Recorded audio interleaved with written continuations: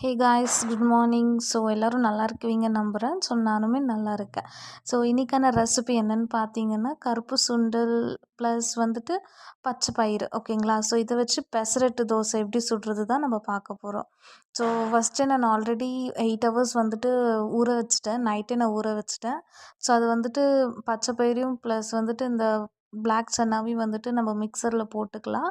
So எல்லாமே க்ளீனாக இது பண்ணிக்கிங்க. ஆக்சுவலி இது வந்துட்டு ரொம்ப ஹை ப்ரோட்டீன். ஸோ ஹெல்த்தியான ஃபுட் ஓகேங்களா.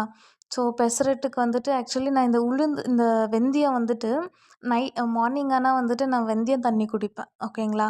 ஸோ அதுக்கான அந்த தண்ணி அது குடிச்சிட்ட பிறகு மீதி இருக்கும் இல்லைங்களா. ஸோ அதை வந்துட்டு நான் செப்பரேட்டாக எடுத்து வச்சுக்குவேன்.